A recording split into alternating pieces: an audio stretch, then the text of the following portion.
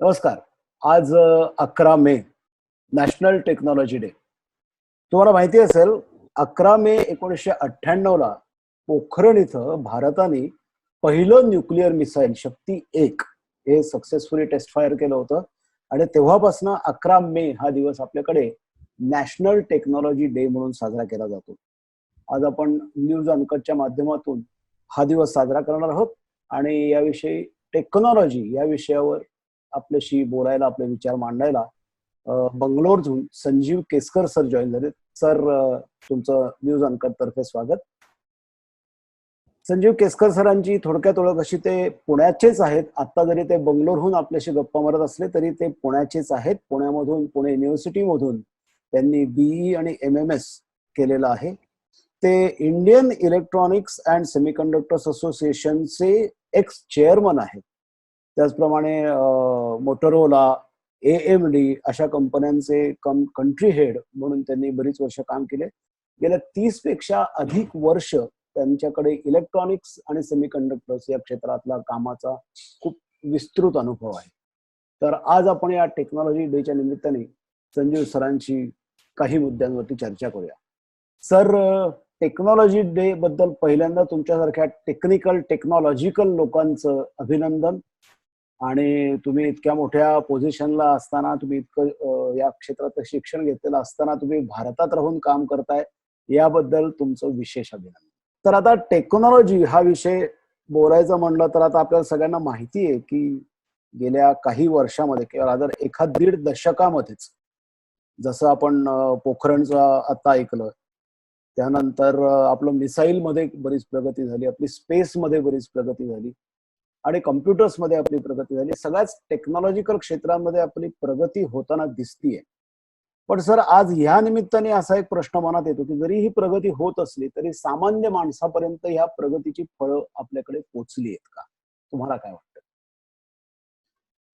अजूनही बरंच काही करण्यासारखं आहे नितीन सर. सामान्य माणसासाठी काय होतंय की टेक्नॉलॉजी जेव्हा आपण म्हणतो तेव्हा ब्रॉडली तुम्ही telecom networks, mobile phones, TV किंवा जी मेजर ऍप्लिकेशन्स आहेत जी लोकांना वापरली जातात त्याच्यावरती सगळा फोकस होतो. पण जे काही कॉमन इंडियन स्पेसिफिक नीड्सची जी ऍप्लिकेशन्स आहेत त्याच्यामध्ये अजून बरंच काही करण्यासारखं आहे. उदाहरणार्थ ऍग्रिकल्चर क्षेत्रासाठी आपल्या नीड्स वेगळ्या आहेत, त्याच्यासाठी बऱ्याच गोष्टी करण्यासारख्या आहेत. किंवा आपल्या एज्युकेशन नीड कम्प्लिटली वेगळ्या आहेत, मेडिकलच्या नीड्स कम्प्लिटली वेगळ्या आहेत.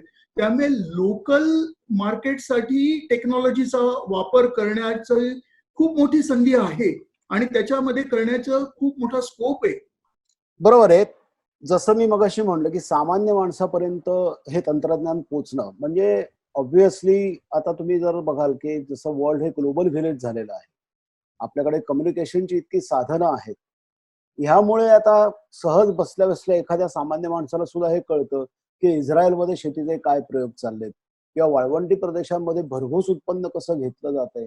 आणि आपल्याकडे पावसाचं तसं जगाच्या तुलनेने आपल्याकडे पाऊस भरपूर असताना सुद्धा आपला शेतकरी मात्र अजूनही रखडतोय, त्याला पुरेसा पैसा मिळत नाहीये म्हणा, किंवा त्याचं जगणं अवघड झालेलं आहे. ह्याला कुठे आपली टेक्नॉलॉजिकल ग्रोथ मदत करू शकेल का येत्या काळामध्ये, भविष्यामध्ये, किंवा आत्ता करतीये का? ह्या दृष्टीने तुमचे काय विचार आहे? याला डेफिनेटली टेक्नॉलॉजी खूप मदत करू शकते आणि खूप काही करण्यासारखं पण आहे. उदाहरणच जर जायचं झालं तर आता गव्हर्नमेंटनी या वर्षीच्या बजेटमध्ये जे सगळे ऍग्रिकल्चर पंप्स आहेत ते सगळे सोलर पंप करायचं ठरवलंय.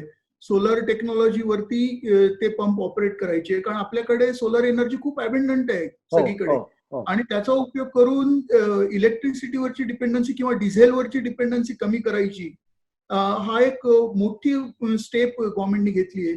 त्यामुळे प्रत्येक क्षेत्रामध्ये टेक्नॉलॉजीनी खूप आपण प्रोडक्टिव्हिटी वाढवू शकतो, एफिशियन्सी वाढवू शकतो, ऍज वेल ऍज लोकांचं लाईफ जास्त सुखकर आणि सेफ करू शकतो टेक्नॉलॉजीच्या माध्यमातून. बरोबर. आणि आता जर तुम्ही बघाल की तुम्ही जसं म्हणलं की ग्लोबल व्हिलेज झालंय, कनेक्टेड आहोत आपण सगळे इंटरनेटनी. त्यामुळे when we are in a connected world we can do much better things for the common man. बरोबर आहे, अगदी बरोबर आहे.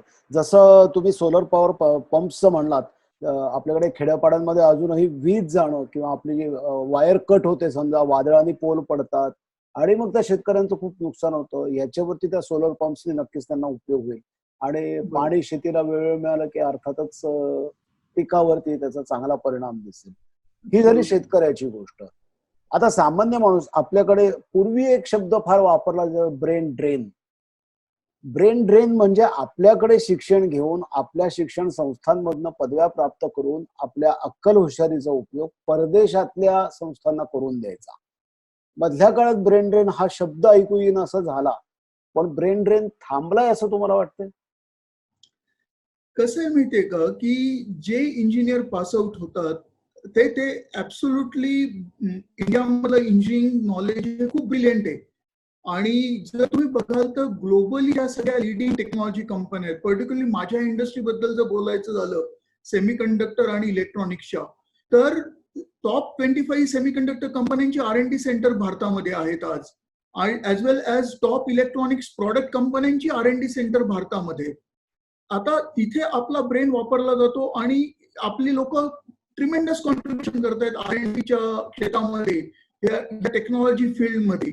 पण काय होतं, पेटंट्स फाईल होतात हे त्या ग्लोबल कंपन्यांमध्ये, किंवा इव्हन IP आणि टेक्नॉलॉजीची व्हॅल्यू आहे ती ग्लोबल कंपन्यांना रेकॉग्नाइज होते. आपल्याला डेफिनेटली जॉब ऑपॉर्च्युनिटी मिळत आहेत, ट्रिमेंडस जॉब ऑपॉर्च्युनिटी मिळत आहेत, पण ही जर व्हॅल्यू चेन आपण पाहिली तर त्या व्हॅल्यू चेनमध्ये जी IP आणि टेक्नॉलॉजीची जी व्हॅल्यू आहे ती आपल्या इथे लोकल प्रॉडक्ट कंपन्या नसल्यामुळे ती व्हॅल्यू आपल्याला नाही मिळत. म्हणजे मग आपण असं म्हणू शकतो की ह्या तांत्रिक प्रगतीचा, ह्या देशात झालेल्या तांत्रिक प्रगतीचा आपल्या इंजिनियर्सना म्हणा किंवा आपल्या इथे काम करणाऱ्या माणसांना त्यांच्या वैयक्तिक आयुष्यामध्ये फायदा मिळायला लागलेला आहे, परंतु करेक्ट. त्याचा उपयोग अजून देश म्हणून किंवा राष्ट्र म्हणून व्हावा तितपत झालेला नाही, असं आपण म्हणू शकतो का? आपण अगदी नक्की म्हणू शकतो हे. आणि हे याचं एक कारण असं आहे की त्या इंजिनियरची टॉप प्रायोरिटी आता त्यांची फॅमिलीला सपोर्ट करणं ही आहे. आणि आज आपल्याकडे त्या इंजिनियर्सना एक comfortable environment to implement their idea personally, किंवा त्यांना एंटरप्रेनरशिप किंवा स्टार्टअप सुरू करण्यासाठी जी इकोसिस्टीम पाहिजे हम्म. ती इकोसिस्टीम नाहीये. त्यांना इझी फायनान्स अवेलेबिलिटी नाहीये. त्यामुळे हे जर इश्यूज जर आपण ऍड्रेस केले या इंजिनियर्सचे, how they can become entrepreneur, how they can create product companies from India, तर मला वाटतं लोकांना इंटरेस्ट आहे लोकल इनोव्हेशन करून इंडिया स्पेसिफिक प्रॉडक्ट्स किंवा ग्लोबल एक्सपोर्टच्या ऑपॉर्च्युनिटी च्या दृष्टीने प्रॉडक्ट इनोव्हेशन करण्याची सगळ्यांनाच इच्छा आहे.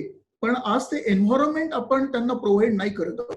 तुमचं म्हणणं असं आहे की या देशातल्या लोकांना इच्छा आहे, तरुणांना म्हणा, इंजिनियर्सना म्हणा, टेक्नॉलॉजिस्टना इच्छा आहे, परंतु सरकारी पातळीवर सपोर्ट मिळत नाही किंवा फॅसिलिटीजच्या पातळीवर सपोर्ट मिळत नाही.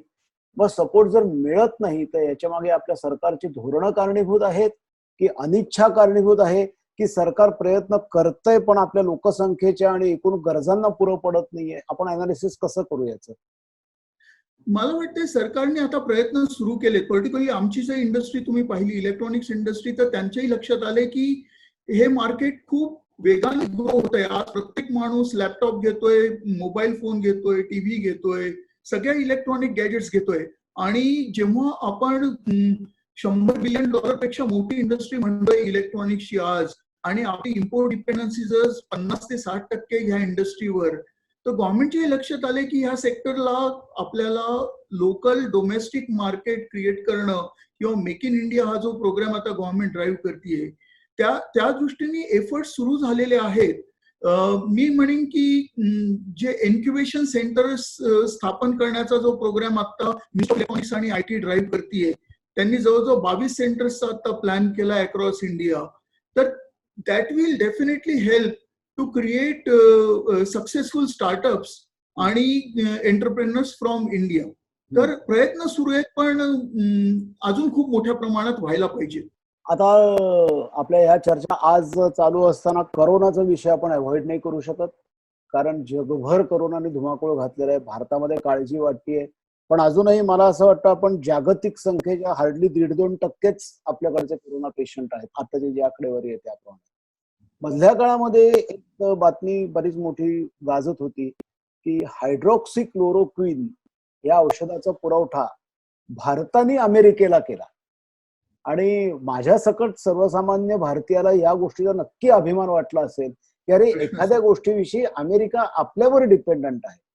म्हणजे ही हो. कल्पना सुद्धा किंवा ही एक छोटीशी गोष्ट सुद्धा आपल्याला इतका आनंद देऊन जाते. अलीकडे असं म्हटलं जातं की we are competing to be a global power. आता ह्या पद्धतीने आपण एक प्रॉडक्ट अमेरिकेला आता दिला, ह्याची वाटचाल होऊन खरोखरीच भारत ग्लोबल पॉवर लेव्हलला इव्हॉल्व्ह होईल का, आणि त्या दृष्टीने आपल्याला कितपत स्कोप आहे किंवा आपली कितपत त्या दृष्टीने वाटचाल चालू आहे? मला वाटतं भारताला नक्कीच ऑपॉर्च्युनिटी खूप मोठी आहे. पर्टिक्युलरली तुम्ही जे आता कोविड-19चं म्हणलं, तर बऱ्याचशा ग्लोबल कंपन्या ज्या चायनावर डिपेंड होत्या, त्या आता अल्टरनेट ऑप्शन बघायला लागल्या आहेत. आणि भारत हा एक खूप सक्षम ऑप्शन आहे जगापुढे. कारण आज आपल्याकडे टॅलेंट अवेलेबिलिटी आहे, लेबर आहे, इंग्लिश स्पीकिंग क्लास आहे आणि डोमेस्टिक मार्केट आहे. आपलं स्वतःचं मार्केट खूप मोठं आहे भारताचं. बरोबर बरोबर. आणि most important thing is we are a young country. Hmm. की आज आपला ऍव्हरेज एज युरोप आणि जपान आणि बाकी सगळ्या जगाच्या पेक्षा फार यंग आहोत आपण. त्यामुळे we can definitely become a global workforce. तर ह्या सगळ्या संधीचा आपण नक्कीच फायदा उचलला पाहिजे. खूप मोठी ऑपॉर्च्युनिटी आहे भारतापुढे आता. तर मग आता या दृष्टीने पुढे जाताना आपल्याला जर का पुढे जाऊन ग्लोबल पॉवर व्हायचं असेल तर आपल्याकडे माहिती आहे चायना सारख्या देशांमध्ये ऑलिम्पिक्स मध्ये जर का त्यांना एखादं मेडल मिळवायचं असेल ऍथलेटिक्स मध्ये, तर त्यांच्या मुलांना जन्माला आल्यापासून ते ऍथलीट बनवतात. तेव्हा कुठे ते पुढे जाऊन 14व्या 15व्या वर्षी ते ऑलिम्पिक्सला खेळायला लागतात. ह्या दृष्टीने आपल्याला भारतीयांना आपली ह्या नवीन येणाऱ्या आव्हानाकरता ग्लोबल पॉवर बनण्याकरता स्वतःला तयार करण्यासाठी आपली मानसिकता बदलण्याची गरज आहे किंवा आपली शिक्षण पद्धती बदलण्याची गरज आहे. याविषयी तुम्ही काय भाष्य कराल? तर मला वाटतं टेक्नॉलॉजी वाईज आपले इंजिनियर्स खरोखर ग्लोबल कॉम्पिटिटिव्ह आहेत. म्हणजे त्याच्यामध्ये काहीच डाऊट नाही. आपण आयटी इंडस्ट्रीमध्ये प्रूव्ह केलंय, आपण सेमीकंडक्टर इंडस्ट्रीमध्ये प्रूव्ह केलंय, आपण इलेक्ट्रॉनिक्स इंडस्ट्रीमध्ये प्रूव्ह केलंय की आपली टॅलेंट ही वर्ल्ड क्लास आहे. आणि आज तुम्ही बघा ग्लोबल टेक्नॉलॉजी कंपन्यांमध्ये Indians are at a very senior level and they are immensely contributing to those companies. त्यामुळे आपण ती जी टॅलेंट आहे ती चॅनलाइज आपण भारतामध्ये प्रॉडक्ट कंपन्या कशा इव्हॉल्व्ह करू शकू, त्याच्यासाठी जर फोकस केली, त्यांना जर आपण प्रॉपर सपोर्ट करू शकलो आणि भारतामधनं जर आपण पुढच्या मोठ्या कंपन्या जर डेव्हलप करू शकलो, तर मला वाटतं सुपर पॉवर व्हायला अजून 5 ते 10 वर्षात आपल्याला कोणी थांबवू नाही शकणार. ह्या दृष्टीने आजचं जे यंग जनरेशन आहे, म्हणजे आता 10वी-12वीतले जे असतील किंवा ऍस्पायरिंग ग्रॅज्युएट्स असतील, यांना तुम्ही काय सल्ला द्याल? यांनी व्हिजन काय ठेवलं पाहिजे? त्यांना सल्ला मी असा देईन की तुम्ही एंटरप्रेनरशिप डेफिनेटली प्रयत्न करा.